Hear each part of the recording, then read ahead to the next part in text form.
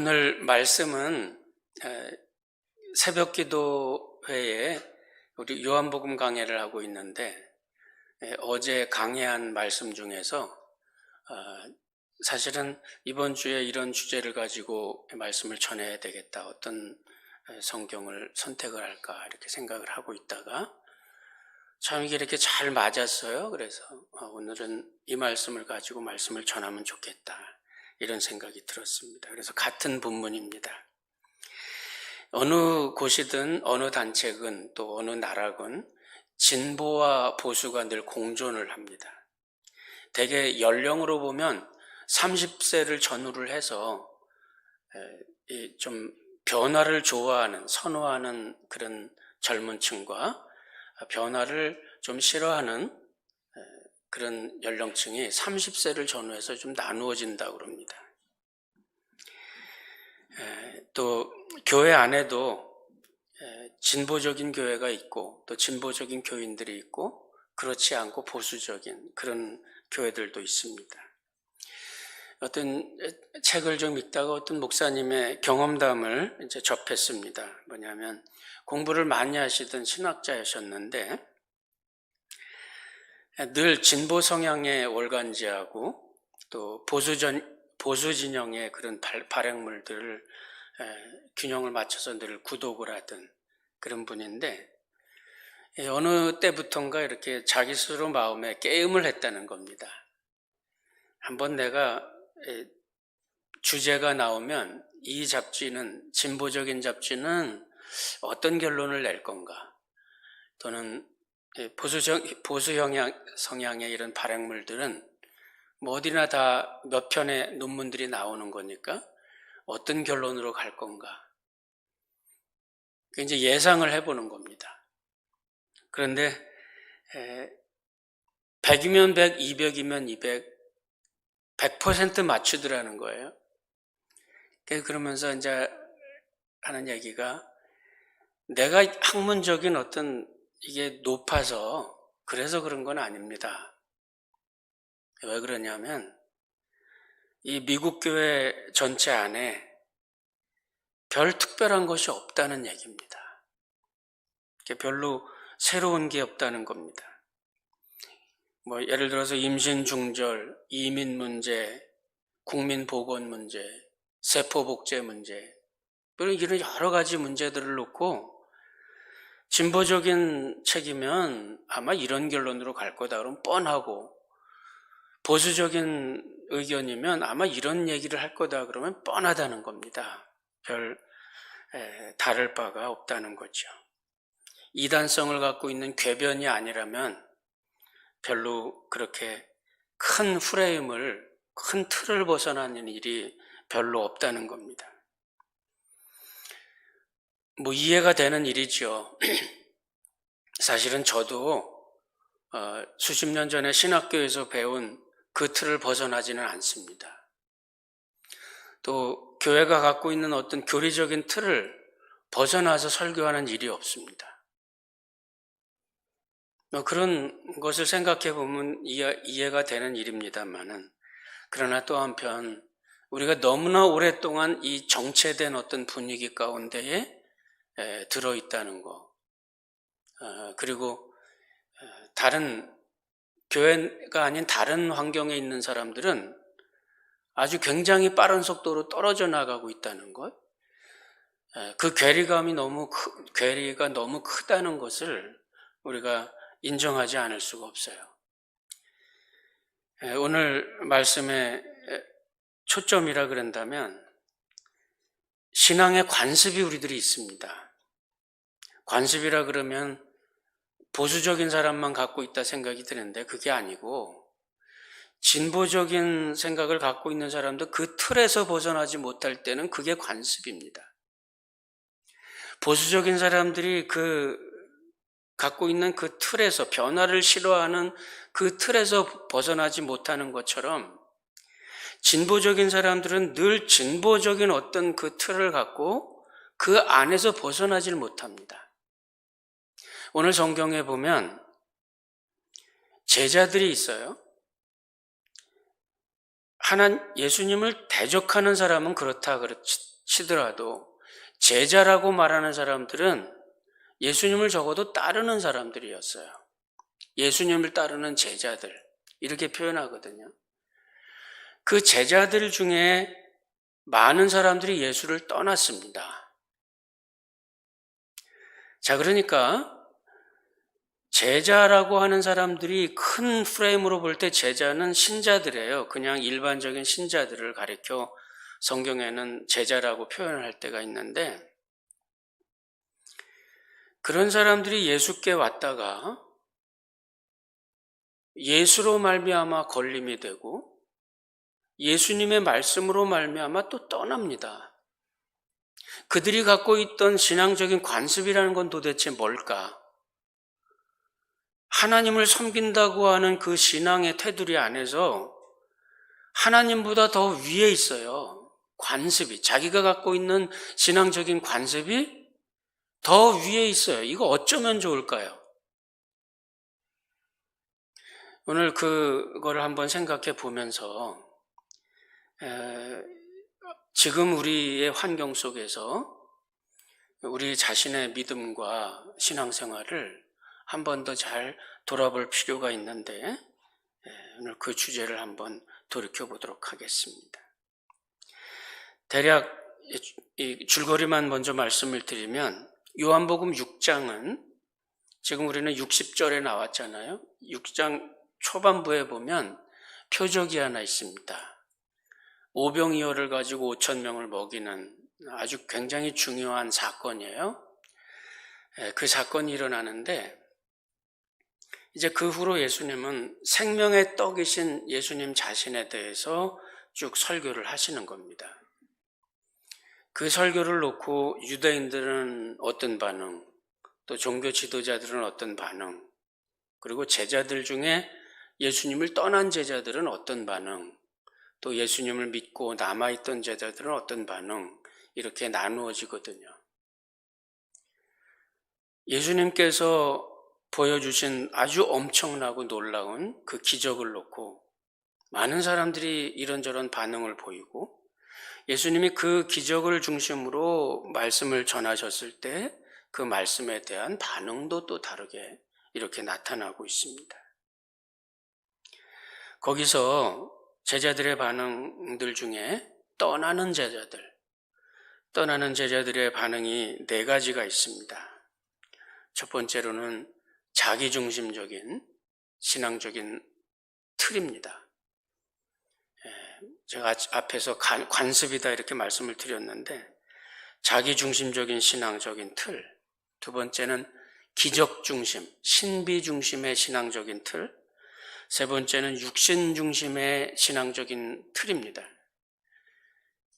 하나님 앞에 나와서 영적인 생활을 하고 싶은데 관심과 초점은 언제나 육적인 것에 있다는 거죠.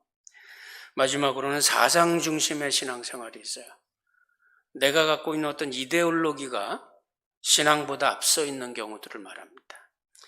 먼저 첫 번째로, 이제 예수님의 그 제자들 중에 떠난 제자들을 이렇게 보면 예수님이 그런 질문을 하세요.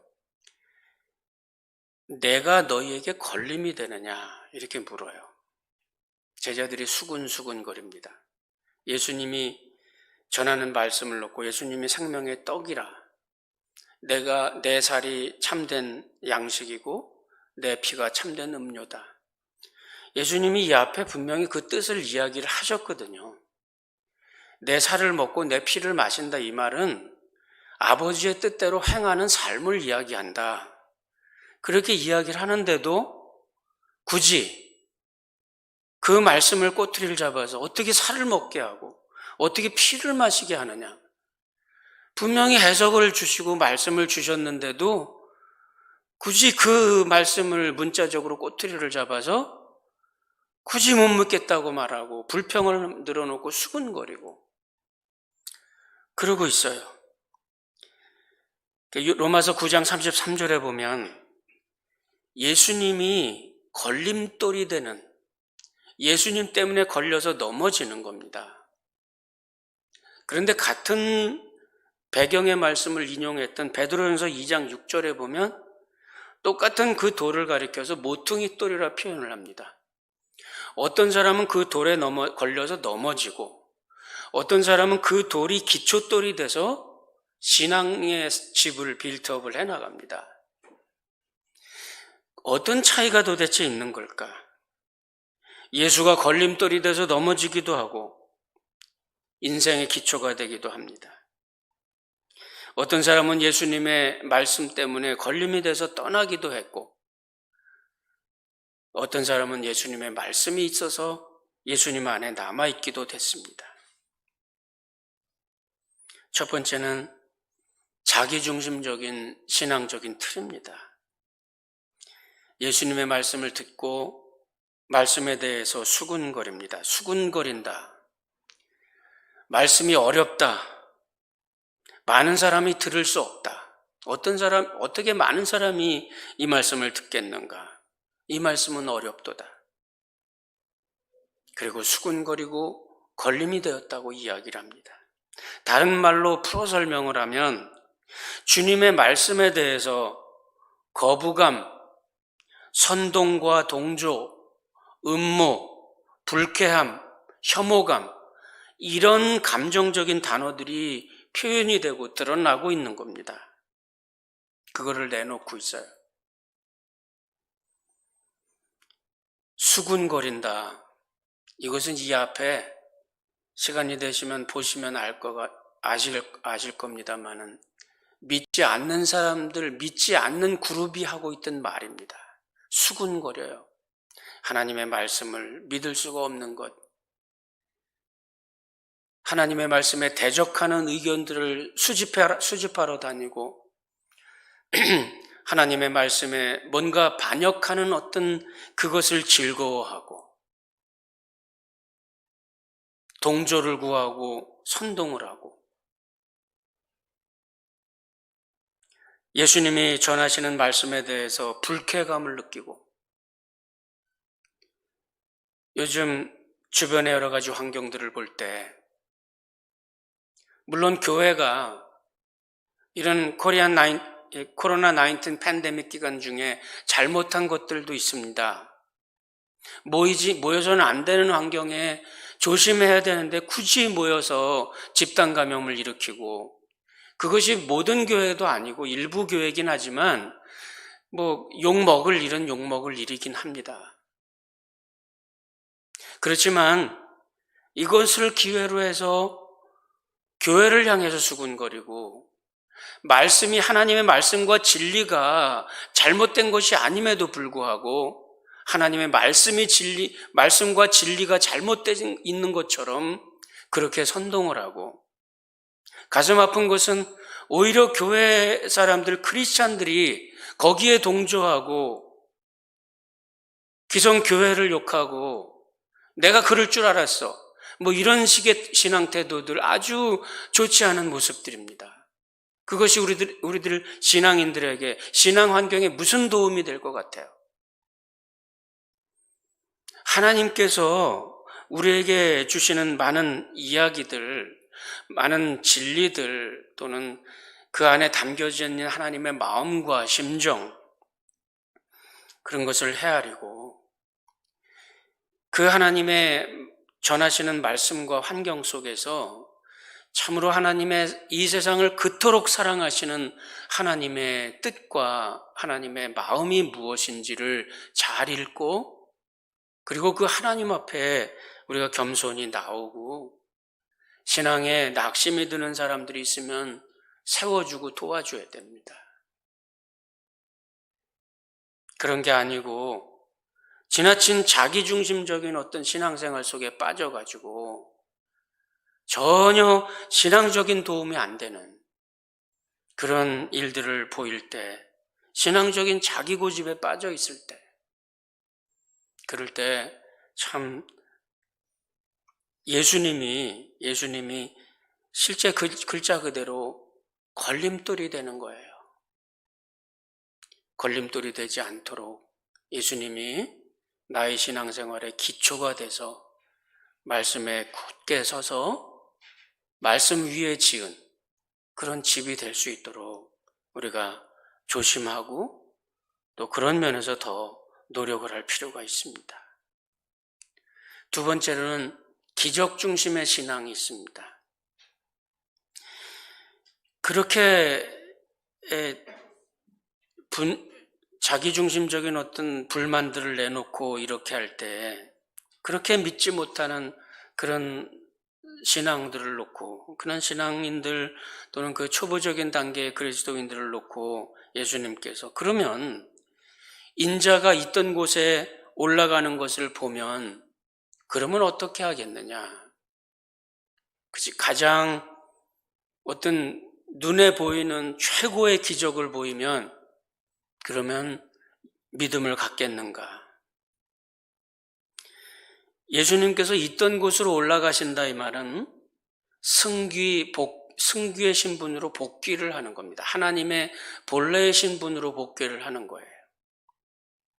여기서 빌립보서 2장 5절부터 11절 말씀을 유념해서 우리가 보면 예수님께서 하나님의 이 땅에, 낮고 천한 이 땅에 오셨다가 다시 하나님의 그 영광의 자리로 복귀해 가시는 그 길은 딱 하나입니다. 십자가예요. 이 땅에 십자가를 지러 오셨고, 십자가를 통해서 죄의 문제를 해결하고 인간 구원을 이루기 위해서 오셨고, 다시 그 하나님의 본래 그 자리로 다시 돌아가는 길은 십자가의 길을 통해서 가는 겁니다. 우리가 예수를 믿고 하나님을 따른다고 할 때 신비 중심의 교인들이 있어요. 교회에 와서 뭐 기적이 좀 있으면 눈에 보이면 좋을 것 같고, 내가 뭔가 좀 병이 좀 생겼는데 이게 좀 잘 치료가 되면 좋겠고, 무슨 어려운 일이 좀 생겼는데 경제적인 도움이 좀 빨리 오면 좋겠고, 그것이 있으면 하나님을 믿을 것 같은데 그것이 보이지 않아서 좀 믿기가 어렵거나, 아니면 믿음을 갖는다고 해도 지나치게 거기에 창념해서 교회 와서 앉으면 뭐 환상이라도 좀 보면 좋을 텐데, 교회 와서 앉으면 좀 하나님의 음성이라도 좀 들리면 좋겠는데. 근데 오늘 예수님께서 하시는 말씀을 잘 우리가 유념해서 보면 하나님 최고의 신비, 우리가 예수님이 하나님 앞으로 돌아가는 그 일은 십자가를 통해서 가는 거예요. 신비를 경험하고 하나님의 은혜를 경험하는 것은 그 길이 있어요. 십자가의 길입니다. 자기 희생으로 이루고 말씀을 따라 실천하고 말씀대로 살아가고, 이 땅에서 그 말씀을 실천하기 위해서 눈물을 흘리는 과정이 없이는 영광의 길은 없어요. 우리가 어렵고 힘든 환경 속에서 하나님을 따르는 그 결단을 보이지 않을 때에는 하나님의 영광은 거기 없습니다. 그저 얼마 전에 신문방송에 나왔습니다만은 교회에 수많은 사람들이 모인다는 교회에서 도대체 나는 그런 일들이 어떻게, 교회에서 리더가 되려면 대변을 먹고, 자해를 하는 채찍을 맞고, 이래야지 교회에서 계급이 올라가고, 그런 교회에 도대체 무슨 마음을 갖고 모이는 건지.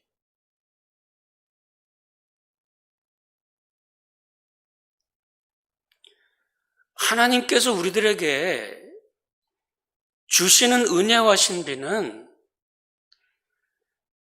예수님께서 이 땅에 오셔서 승귀의 신분으로 하나님의 그 보좌로 다시 복귀하는 그 길은 오직 하나 십자가의 길밖에 없어요.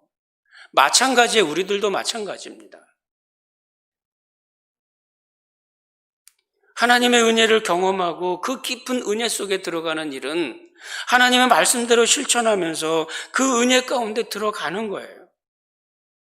제가 한번 읽어드리겠습니다. 너희 안에 이 마음을 품으라. 곧 그리스도 예수의 마음이니 그는 근본 하나님의 본체시나 하나님과 동등됨을 취할 것으로 여기지 아니하시고 오히려 자기를 비워 종의 형체를 가지사 사람들과 같이 되셨고 사람의 모양으로 나타나서 자기를 낮추시고 죽기까지 복종하셨으니 곧 십자가에 죽으심이라. 이름으로 하나님이 그를 지극히 높여 그의 모든 이름 위에 뛰어난 이름을 주사. 그 하나님의 영광의 복귀는 십자가를 지나서 가는 거예요. 십자가가 길이에요. 십자가가 길입니다.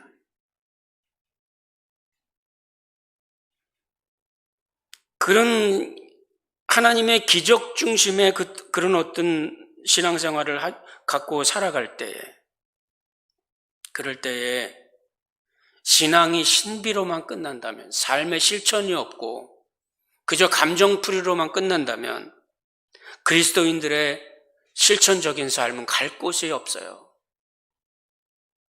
계시 중심의 삶이라는 것은 기적 중심, 신비 중심이 아니라 그것은 우리들 가장 가까이에 있는 말씀 중심이고 말씀을 통한 윤리와 말씀과 함께하는 삶이 우리들에게 있어야 하나님의 영광은 우리들 가운데 드러나게 되어 있습니다.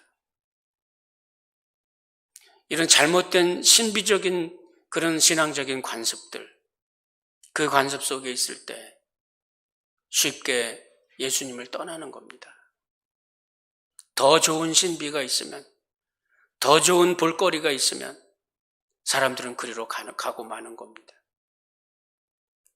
거기에 오직 한 가지의 응답은 우리도 말씀 중심의 삶밖에 없는 겁니다. 특별히 이런 코로나 팬데믹 기간에 우리들의 신앙은 시험을 받고 있어요. 다시 한번 돌아보고 다시 한번 다지고, 내가 교회에 가서 예배를 드리지 못하고 온라인 예배를 드려도 나의 신앙은 변함이 없을 건가? 그런 가운데에도 나는 믿음을 잘 지키고 믿음의 삶을 잘 유지해 갈 수 있는 건가? 아니면 신앙적인 나태함 속에 빠지고 마는 건가? 이런 시간들을 통해서 우리 자신을 한 번 더 점검을 하는 겁니다. 세 번째로는 육신 중심입니다. 지금 이 무리들이 오병이어를 가지고 5,000명을 먹이는 이 엄청난 사건을 눈앞에 목도하고 나서 예수님을 억지로 임금 삼으려고 그래요. 그 이유는 떡을 먹고 배부른 까닭이다. 예수님이 말씀하세요. 그리고 예수님은 그들을 등지고 떠납니다.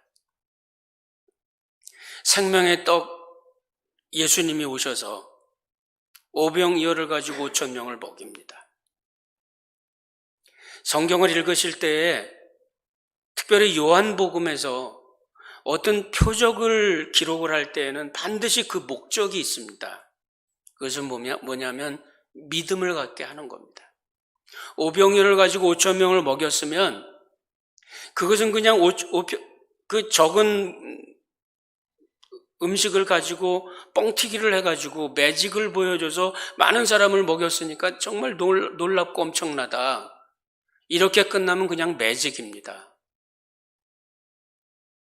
그런데 그게 아니라 떡을 먹이시면서 나는 하늘에서 내려온 생명의 떡이다. 그 떡을 먹으면서 생명의 떡이 무엇인지를 알아야 돼요. 이것이 하나님의 목적입니다.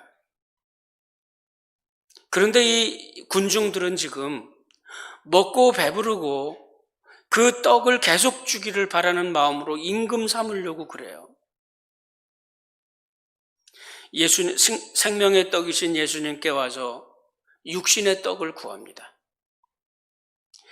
생명과 영생을 선포하는 자리에 와서 영생의 하나님이 있는 보좌에 나와서 육신의 떡을 구하고 육신의 안락함을 구하고 육신의 편안함을 구하고, 거기는 늘 빗나가는 거죠. 하나님의 마음과 우리들의 마음과 관심이 자꾸 빗나가요. 기도의 응답이 나타나질 않는 것 같고 마음엔 늘 허탈하고 신앙생활을 늘 힘이 없어 보입니다. 빗나가기 때문에 그래요. 육신 중심의 신앙을 가지고 예수님을 찾아왔습니다.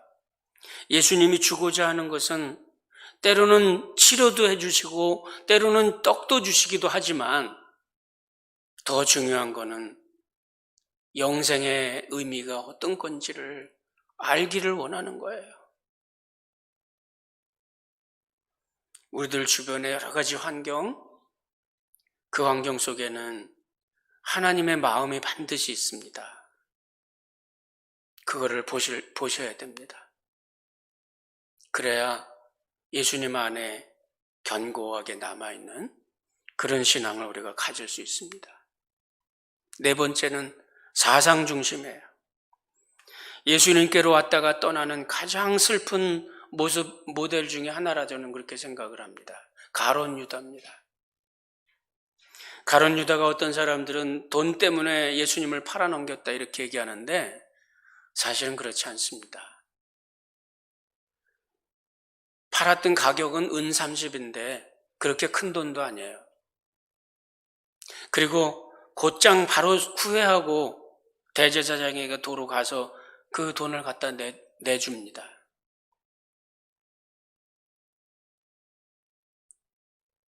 가룟 유다의 마음은 뭐였을까? 가룟 유다는 질롯이라고 하는 열심당원, 그 아버지도 그랬고 자기도 그 당원 중에 하나고, 이 사람들은 하나님의 이름으로 전쟁도 하고 하나님의 이름으로 자살도 하고 하나님의 이름으로 가진 잔인한 일도 할 수 있는 사람들이에요. 말씀드린 대로 그들은 그게 하나의 이데올로기고 그것을 위해서 하나님도 희생해야 됩니다. 굉장한 아이러니예요. 하나님을 위해서 하나님을 섬긴다고 하는 사람들이 자기들의 이데올로기가 하나님보다 위에 있어요. 자기들의 생각이 하나님보다 위에 있어요. 이것이 다른 이데올로기에 빠진다 그러면 그들은 언제나 이데올로기 때문에 신앙을 언제라도 버릴 수 있는 사람들입니다. 이것이 얼마나 무서운지 모릅니다. 신앙보다도 더 강한 이데올로기에 묶여 있을 때에 그 사람의 모습은 참으로 노예 같습니다, 여러분.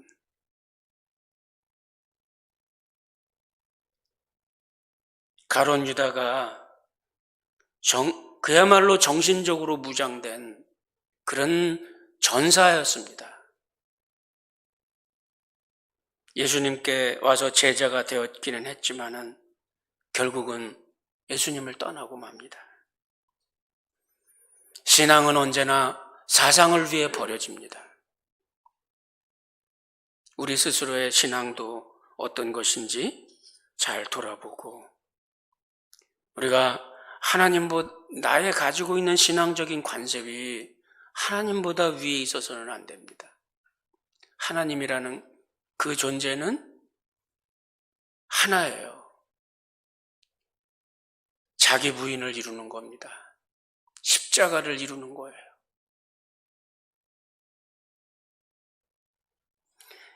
예수님이 그 많은 사람들이 다 떠나고 텅 빈 자리에 제자들에게 묻습니다. 12제자들에게 너희도 가겠느냐? 이때 베드로가 영생의 말씀이 주님께 있으니 우리가 네게로 가오리까? 답이 그겁니다. 말씀 중심이에요. 영생의 말씀이 여기 있으니. 말씀이 우리에게 자리 잡아야 됩니다. 이것이 계시 중심이에요. 감정에 있지 말고 말씀을 늘 곁에 두고 말씀 가운데 우리들의 신앙의 좌표를 잘 놓고 그리고 그 말씀 위에서 우리들의 신앙적인 집을 지어야 됩니다. 모래 위에 세우지 말고 말씀 위에, 말씀대로 행하는 사람들이 말씀 위에 집을 짓는 겁니다. 많은 사람들이 방황하고 있어요. 신앙은 과연 뭔지, 신앙생활은 해야 되는 건지, 하나님은 과연 우리들의 사회에 있는 건지, 많은 사람이 혼동스러워하고 있습니다. 이럴 때 유일한 답은 말씀대로 실천하는 말씀 중심의 신앙, 견고한 신앙, 그런 사람들, 그런 신자들의 마음속에 어느 곳에 있든지 그들은 이 고백이 나오는 겁니다. 영생의 말씀이 주께 있으니 우리가 어디로 가겠습니까? 예수님 안에서 평안을 얻고 예수님 안에서 움직이지 않는 확신 가운데 있기를 바랍니다. 예수님이 그 말씀이 그럴 때 우리들에게 힘이 돼요. 그럴 때 우리들에게 능력이 됩니다. 우리 사회가 많이 바뀌고 있습니다. 1955년 조사에서 보면 미국인 중에서 95%가 개신교인, 캐톨릭교인, 유대인이라고 답을 했어요. 그 말은 성경이라고 하는 이런 어떤 공감대가 사회의 95%를 차지하고 있었다는 겁니다. 그런데 2008년에 벌써 한 10년 전에 조사를 했던 21세기 초 미국의 종교 지형도를 보면 미국에서 개신교 수가 소수 종교로 전락을 하고 있습니다. 점차 미국인들이 제도 종교를 떠나고 있다는 말입니다. 전체 미국인들 중에 51%가 10년 전의 통계입니다. 지금은 그보다 더 많이 줄었을 거예요. 51%가 개신교라 답을 하고 있고 그 중에 계속해서 퇴보하는 교회들이 아니라 성장하고 있는 교회가 복음주의적인 교회들, 그 복음주의적인 교회들이 18%였습니다. 거기에 그 교회의 버팀목이 되고 중추적인 역할을 감당했던 사람들이 바로 누구냐면 50% 이상이 50대 이상의 교인들이었어요. 제가 지금 이 말씀 드리는 거를 잘 생각하셔야 됩니다. 지금 그 사람들이 60대로 물러났습니다. 그렇죠? 그 통계로 볼 때 지금 코로나19 팬데믹 기간 중에 교회 성장의 중추를 담당하고 있었던 연령층들을 교회에 오지 못하도록 막는 게 바로 뭐냐면 지금 이 코로나 팬데믹입니다. 저만 해도 연세가 높으신 어르신들, 우리 성도님들 가능한 한 안전하게 집에 계시는 게 좋습니다. 이렇게 권고 말씀을 드리는 중에 있습니다. 예배 참여하기가 점점 어려워지고 젊은 연령층의 교인들은 자신이 무증상 복균자일 가능성이 언제나 있어요. 지금 이 재확산이 일어나고 있는 연령이 전부 젊은 층들, 지금 경제활동을 하고 사회활동을 하고 있는 젊은 층들입니다. 처음이에요. 3개월 만에 처음으로 제 곁에 있는 가까운 분 중에서 직장에서 확진자가 나왔어요. 어떤 일들이 옆에 있어요. 지금 이런 환경에서 제가 그래서 이제부터는 교회는 오픈되어 있지만 가능한 한 여러분이 안전한 게 더 중요합니다. 교회 와서 굳이 예배를 드리신다고 해도 교회는 안전하게 다 안전조치를 하고 있지만 여러분이 안전한 게 더 중요한 거니까 온라인 예배 계셔야 됩니다.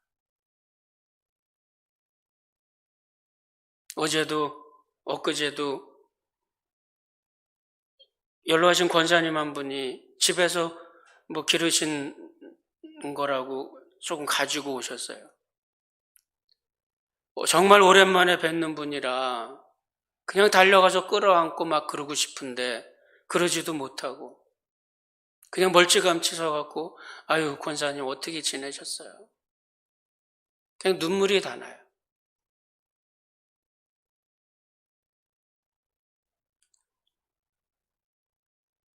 그 교회 그동안에 교회 정말 이 척추를 담당하고 있는 사람들이 그런 분들이 이제 교회를 못 오고 있어요. 교회 올 수가 없습니다. 그래서 저는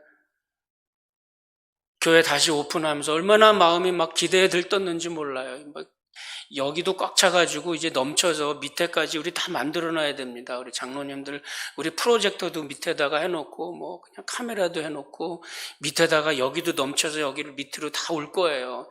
우리 교인들이 다 올 겁니다. 그랬더니 이게 뭐 몇 명 왔어요.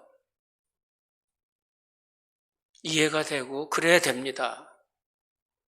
그 아내하고 이제 이게 이렇게 오래 갈 것 같다. 이제 우리가 그런 말 있잖아요. 일주일 여행할 사람은 하루 준비하고, 한 달 여행할 사람은 일주일을 준비하고, 1년 여행할 사람은 한 달을 준비한다는 말 있잖아요. 긴 시간의 여행을 위해서 이제는 준비를 우리가 해야 됩니다. 교회가 필요한 일들, 교인들이 다 지금 어려운데 헌금도 다 어렵고 힘들죠.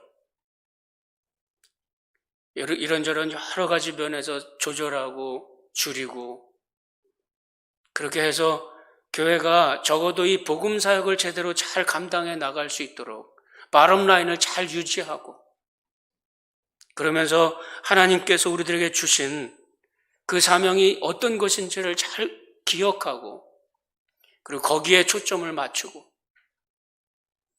영생의 말씀이 여기 있사오니 우리가 어디로 가겠습니까?